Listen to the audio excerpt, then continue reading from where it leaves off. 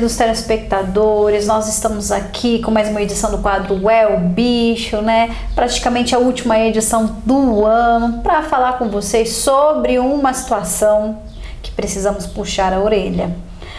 Medicação, a automedicação do animal. Todo mundo em casa acredita que é um pouquinho veterinário, vai na casa de ração, compra o remedinho por conta própria e dá para o animalzinho. E aí a consequência é bem séria quando não é tão mais grave, né? Que pode causar até o óbito do animal. Hoje nós vamos falar com o Luiz, que vai explicar direitinho o que pode acontecer com o seu animalzinho quando você faz uma escolha como essa, né, Luiz? Com certeza, né? Os perigos da automedicação, tanto para os animais quanto para a gente sabe que isso é um dos maiores problemas que a gente enfrenta hoje em dia. O que acontece? Na maioria das vezes, o problema não está relacionado com o medicamento em si, mas na maioria das vezes na dosagem. Porque o que acontece? O medicamento nada mais é do que uma droga, né?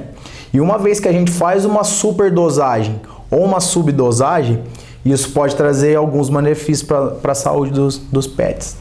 Bom, no caso específico que eu vou mostrar aqui para vocês, no caso desse animalzinho que é um exemplo, né, ele foi medicado com ivermectina, né, acredito que o nome seja esse, e vimos que teve uma reação. Sim, então, a ivermectina, para determinadas raças, por exemplo, o Border Collie, os Collies em si, eles têm uma hipersensibilidade ao princípio ativo ivermectina.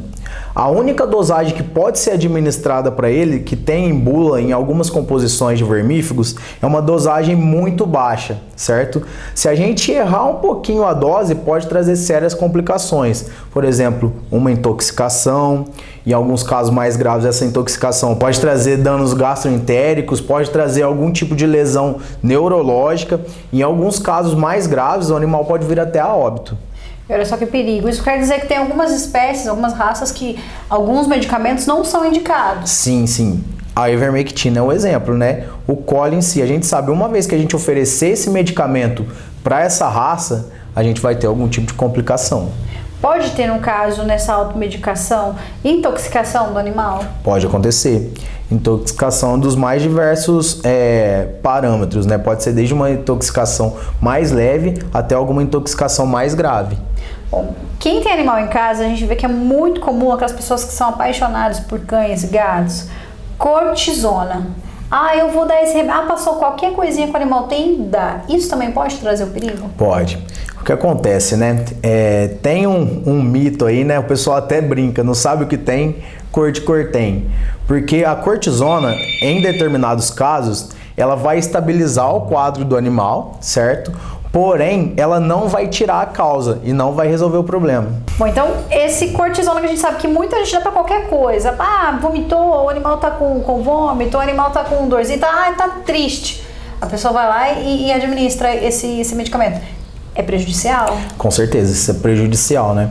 A gente sabe que a cortisona é um anti-inflamatório da origem esteroidal, que a gente chama. Ele é um complexo de hormônios, né, que ele age frente a mecanismos inflamatórios nos animais. Qual que é o pior malefício disso? A cortisona, o nosso corpo produz ela.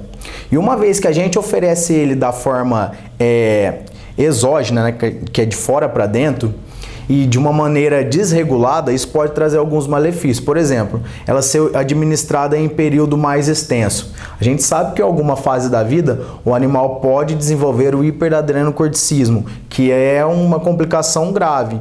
A gente vê muito cachorro idoso que tomou muita cortisona ao longo da vida, que às vezes tinha probleminha de pele, que tem esse problema, entendeu? E uma vez que está instalado esse problema, para a gente conseguir reverter esse quadro, é muito mais difícil. Olha só que perigo. E uma coisa que eu estava pontuando aqui, acabou me vindo na ideia que o medicamento, quando você automedica, você não sabe a dosagem correta do medicamento, né?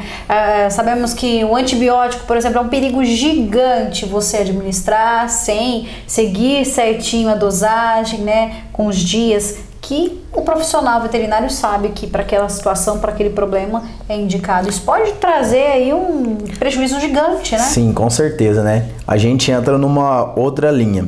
O antibiótico em si. Por que que o antibiótico ele precisa da receita e a receita precisa ser retida? Primeiro, se a gente for pensar em resistência bacteriana, se a gente começar a fazer a administração de antibióticos de maneira descoordenada e desenfreada, em algum momento não vai ter mais nenhum antibiótico que seja resistente a devidas bactérias, igual já existe, certo?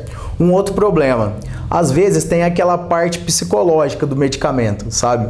Às vezes eu já peguei casos, às vezes a pessoa fala, meu animal estava vomitando, eu dei um antibiótico por um dia, resolveu. Isso não tem muito a ver, entendeu? É mais o psicológico mesmo. A gente sabe que não está fazendo o efeito. Um outro problema, às vezes uma hiperdosagem de antibiótico.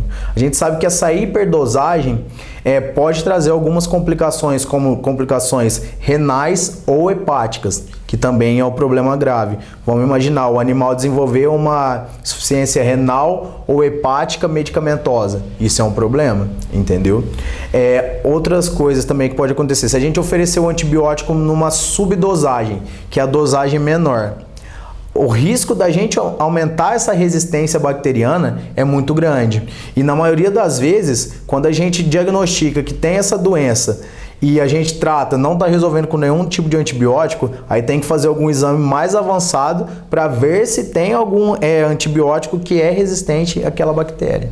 O que acontece? A pessoa, mas não tem condições hoje de arcar com o veterinário. Gente, o prejuízo é muito maior, porque se você parar para pensar, o veterinário vai olhar o peso do seu animal, se aquele medicamento realmente é indicado pro animal, né? Se não existe a sensibilidade.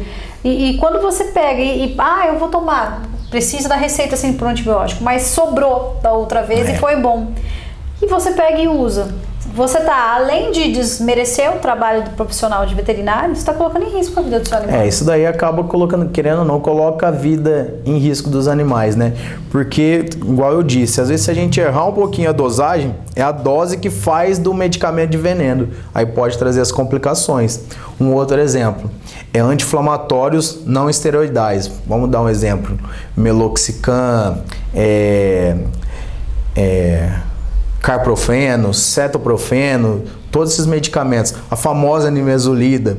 A gente sabe que esses medicamentos, eles podem trazer sérios danos ao estômago do animal. Eu já cheguei a atender alguns casos do animal estar intoxicado com a nimesulida, que é um medicamento que ele está em desuso na medicina veterinária, mas às vezes o tutor acha, está com dor, eu tive dor, tomei esse medicamento, foi lá, administrou ele. Aí o animal chega com uma série de complicações. Na hora que a gente fechou o diagnóstico, fez todos os exames, esse animal estava com uma perfuração estomacal medicamentosa. Aí o que aconteceu? Teve que ir para uma cirurgia de emergência. O pós-cirúrgico é totalmente delicado, complexo, entendeu? E às vezes por um descuido, né? Olha que perigo, pessoal. Já pensou? Então, você que ficou aí marcando o nome dos medicamentos, puxão de orelha, hein? Porque o prejuízo é grande. E aqui, doutor, chegam muitas pessoas com essa questão aí de consequências da automedicação, não? Sim, na maioria das vezes a gente pega. O que acontece, né? Às vezes um probleminha que é simples, a gente tenta automedicar, na hora que vem pra gente, às vezes pode ser um pouquinho mais grave do que a gente imagina, às vezes pode ter alguma complicação que vai demandar de alguns exames mais avançados, então na hora que vai pôr na ponta do lápis, acaba saindo mais caro.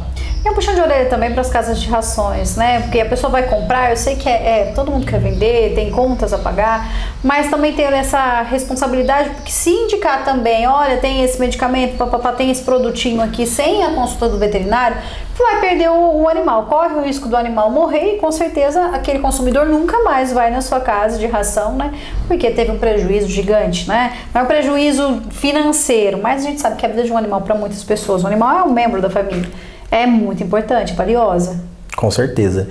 Sempre quando for indicar o medicamento, o ideal é que esse medicamento venha com uma receita, entendeu? De um médico veterinário, porque a partir daí, se tiver alguma complicação, porque a gente sabe que a gente lidando com uma vida, 2 mais 2 não são 4, né? Tem aquele caminho a se tomar. Se tiver alguma complicação, o veterinário que vai estar acompanhando, ele vai saber os meios para conseguir tentar estabilizar ou reverter essa situação. É trabalhar em parceria. Com certeza. Né? Um ajuda o outro, né? Com certeza, e todo mundo ganha. Sim. Bom, obrigado mais uma vez por participar do quadro É o Bicho. Obrigado você em casa por prestigiar o quadro. Continue enviando aí as suas sugestões, perguntando suas dúvidas. Nós estaremos aqui para responder todas. E desde já vamos deixar aqui nosso Feliz Natal, um próspero ano novo para você, para sua família, para toda a clínica, né? Igualmente. Aqui, a equipe que vem se dedicando tanto em garantir o bem-estar do animal.